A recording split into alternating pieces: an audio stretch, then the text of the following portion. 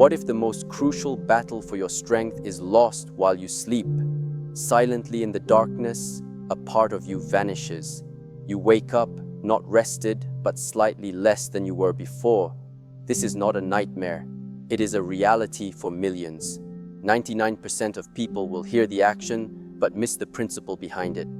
Without the principle, the action is hollow, and the disappearance will continue. Understanding emptiness. We perceive the night as a void, a passive space between 2 days of activity. We surrender to it, hoping to emerge on the other side, restored. But the night is not empty. It is a vast active realm where two opposing forces are at work, the force of repair and the force of decay. While your consciousness rests, your body is hard at work. It is either rebuilding the temple or it is dismantling it for spare parts to survive the long hours until dawn. There is no neutral ground. The stillness of the night is an illusion. Beneath the surface, a profound choice is being made, moment by moment. Are you providing the resources for renewal, or are you forcing your body into a state of managed decline? This disappearance of muscle, which we label with clinical terms to distance ourselves from it, is not a disease that attacks from the outside. It is an internal process, a decision made by the body's innate wisdom in response to the conditions we create. Think of your body as a well-managed kingdom. During the day, the kingdom is active and resources flow freely, but at night, the gates are closed. If the storehouses are empty and the vital functions of the kingdom, the heart, the brain, the organs, still require fuel to operate through the night, where will the king find these resources? He will be forced to take them from the structures that are deemed less essential for immediate survival. He will take the stones from the city walls and the timber from the houses to keep the central fire burning. The muscles are these walls, these houses. The body, in its desperate attempt to keep you alive, sacrifices your strength.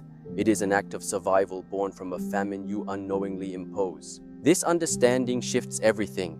We move from being a victim of a mysterious aging process to being the responsible steward of our own kingdom. The feeling of waking up weaker, of noticing a subtle fading of our physical power, is not a sign of defeat. It is a message. It is the kingdom reporting that its storehouses were bare. It is a plea for better management, for more conscious stewardship. It is an invitation to look at the night not as a time of surrender, but as a time of profound and active preparation. It asks us to consider, what must I provide my kingdom before the long, dark hours, so that it may not only survive, but thrive, so that it may spend the night in peaceful repair, not in a frantic state of self-consumption? To engage with this question is to step onto a path of mastery. It is to recognize that we have agency, that we have power, even in the realm of sleep, where we feel most powerless. The actions we take in the final moments of our waking day have a direct and profound impact on the quality of our renewal. We can choose to send our body into the night with empty hands, forcing it to make difficult choices, or we can provide it with the precise tools and materials it needs, turning the darkness from a time of loss into a time of quiet, powerful cultivation. This is not a fight against aging. It is an alignment with the natural rhythm of repair and renewal. It is a practice of profound self-respect. Nightly ritual. The answer to this nightly challenge is not found in a single isolated action, but in the cultivation of a ritual. A ritual is an act performed with intention, with awareness. It is what elevates a simple habit into a sacred practice. The moments before sleep are a precious transitional time. It is a space between the world of doing and the world of being. To rush through these moments, to fall into bed with the noise of the day still echoing in our minds, is to carry chaos into the realm of peace. We must create a container for our final waking actions, a short period of quiet intention that signals to the body and the spirit that a shift is occurring. This is the foundation upon which the physical action will be built. This ritual does not need to be long or complex. It can begin with just 5 or 10 minutes of deliberate stillness. It is the act of consciously closing the day. This might involve turning off all screens, the television, the computer, the phone. which emit a light and an energy that speaks of agitation and constant input. The spirit cannot prepare for rest when it is being bombarded with information. Instead, you might sit in a quiet space. You might focus on your breath, feeling the gentle rise and fall of your chest, allowing the rhythm of your breathing to slow down, to deepen. This simple act is a powerful signal to the nervous system to shift from the fight or flight mode of the day to the rest and digest mode of the night. In this space of quiet, you can practice a form of gentle reflection, not an anxious review of your worries, but a simple acknowledgement of the day that has passed. You can bring to mind one thing for which you are grateful. Gratitude is a powerful state of being. It calms the heart. It releases the mind from the grip of what is lacking and opens it to the fullness of what is present. This practice helps to dissolve the stress hormones like cortisol that may have accumulated during the day. Cortisol is the hormone of alarm, and it is highly catabolic. It is a powerful signal for the body to break down tissue, including muscle. To go to sleep with a mind full of stress is to send your body into the night on a mission of self-destruction. To go to sleep with a mind full of peace and gratitude is to create the optimal biochemical environment for repair. It is within this container of quiet, of breath, of gratitude that we introduce the physical component. The food we eat becomes part of the ritual. It is not a late-night snack eaten mindlessly in front of a screen. It is a conscious act of nourishment, the final gift of care you give your body before it embarks on its nightly work. The ritual imbues the food with a different energy. The food becomes an anchor for the practice, a physical manifestation of your intention to support your body. Without this ritualistic container, the physical action loses more than half of its power. It becomes a mechanical task, not a holistic practice of cultivation. First, create the stillness. Then, in that stillness, you can provide the substance. The slow feed. The kingdom's storehouse must be filled before nightfall, but it must be filled with a very specific kind of provision. If you eat a large, heavy meal or something full of simple sugars, you create a different kind of chaos. You spike your blood sugar and insulin, which can disrupt the release of growth hormone and interfere with sleep. You force the digestive fire to blaze when it should be banking to embers. This is not the answer. The provision we need is not a feast. It is a slow, steady, and quiet release of nourishment that will last through the long hours of the night.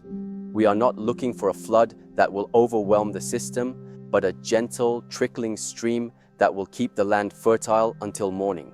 This gentle stream is provided by a specific type of protein known as casein. While other proteins like whey are absorbed very quickly, providing a rapid flood of amino acids, casein is different. In the acidic environment of the stomach, it forms a gel-like substance, a sort of clot. This clot is digested very, very slowly. It releases its amino acids into the bloodstream, not over minutes, but over many hours, sometimes as long as 6 to 8 hours. This is the slow feed effect. It is the perfect nutritional strategy for the long fast of sleep. It ensures that the body has a constant, readily available supply of the building blocks it needs for repair, so it never has to resort to raiding its own muscle tissue. Where do we find this slow-release protein? It is abundant in certain dairy foods. The most well-known source is cottage cheese. A small bowl of cottage cheese before bed is a traditional practice among athletes for this very reason. Greek yogurt is another excellent source, as the straining process concentrates the casein. For those who find dairy difficult or prefer a simpler option, a high-quality casein protein powder mixed with a small amount of water can be a very effective and easily digestible tool. The goal is not to feel full or heavy. A small portion is all that is required. Perhaps half a cup of cottage cheese or yogurt, or a single scoop of powder. When you consume this as part of your nightly ritual, do so with awareness. Understand what you are doing. You are not just eating food, you are strategically stocking the storehouse. You are providing the slow-burning logs that will keep the hearth warm all night. You are giving your body the gift of peace, the security of knowing that it has everything it needs. This single act can fundamentally change the metabolic story of your night. It shifts the body from a catabolic breakdown state to an anabolic building state. It transforms sleep from a period of potential loss into a period of guaranteed renewal. This is the physical key, the substance that unlocks the potential of the night. The hormonal shift. The practice of a pre-sleep ritual centered around a slow-release protein does more than just provide building blocks. It initiates a profound and favorable hormonal shift, creating an inner environment that is powerfully conducive to preservation and growth. The two primary hormones we are seeking to influence are cortisol and growth hormone. As we have discussed, cortisol is the hormone of stress. It is our alarm system. While essential for waking and for responding to danger, chronically elevated cortisol, especially at night, is devastating. It actively breaks down muscle tissue, suppresses the immune system, and interferes with deep sleep. Our nightly ritual is a direct antidote to this. The psychological components of the ritual, the stillness, the breathing, the gratitude, are powerful cortisol-lowering practices.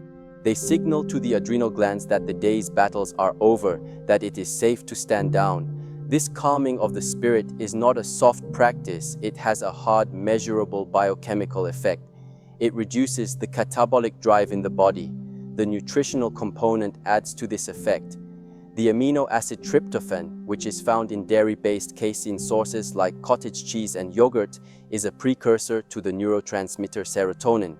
Serotonin is crucial for mood regulation and feelings of well-being, but it is also the direct precursor to melatonin, the hormone that governs our sleep-wake cycle. A gentle boost in tryptophan before bed can support the natural production of melatonin, helping you fall asleep more easily and sleep more soundly. While cortisol is being lowered, we want to create the optimal conditions for the release of human growth hormone, HGH. HGH is the master hormone of repair and regeneration. It is released in pulses, with the largest and most significant pulse occurring during the first few hours of deep, slow-wave sleep. HGH is profoundly anabolic. It stimulates protein synthesis, promotes the use of fat for energy, and helps to maintain the health of all our tissues, from muscle and bone to skin. High levels of cortisol and insulin can blunt the release of HGH. Therefore, our ritual is perfectly designed to support it. By lowering cortisol through relaxation and by avoiding a sugary snack that would spike insulin, we are clearing the path for a robust release of this vital, rejuvenating hormone. This hormonal shift is the invisible magic of the practice. You are not just stopping muscle loss, you are actively creating the hormonal symphony that promotes youthfulness, repair, and resilience. You are turning back the hormonal clock, not through artificial means, but by aligning your actions with your body's innate biological wisdom. You are working with your endocrine system, not against it. This understanding elevates the practice from a simple tip to a sophisticated strategy for managing your inner biochemistry. It is a way of becoming the conductor of your own hormonal orchestra, guiding it towards a nightly symphony of healing and renewal. Waking whole. The true measure of the quality of your night is the quality of your morning. The ultimate purpose of this nightly practice is not just to preserve what you have, but to transform the way you greet the new day. When the body has spent the night in a state of catabolic stress, raiding its own tissues for survival, you wake up in a state of deficit. You may not be consciously aware of it, but there is a subtle feeling of depletion. The energy is low, the mind is foggy, the spirit is heavy. It takes a great deal of effort, perhaps fueled by caffeine and sugar, just to get the system up and running. You are starting the race from behind the starting line. Now, imagine the alternative. Imagine a night where the body was bathed in a slow, steady stream of nourishment. Imagine a night where stress hormones were low and growth hormone was high. The body did not spend the night in a frantic struggle. It spent the night in a state of deep, peaceful, and productive repair. The microscopic tears in the muscles from the day's activities were mended. The cellular waste was cleared away. The energy stores were replenished. You do not wake up to an alarm. You rise with the sun. You do not wake up in a deficit. You wake up whole. there is a fundamental difference in the quality of your being. This feeling of waking up whole is the true gift of the practice. It is a feeling of quiet strength, of inner stability. The mind is clearer, the body feels more integrated, more resilient. There is a sense of readiness for the day, not a sense of dread. This state of being has a ripple effect. When you start the day from a place of fullness, you are more patient, more creative, more compassionate. You have more to give to your work, to your relationships, to your own spiritual practice. You are not just preserving your muscles, you are enhancing your entire experience of life.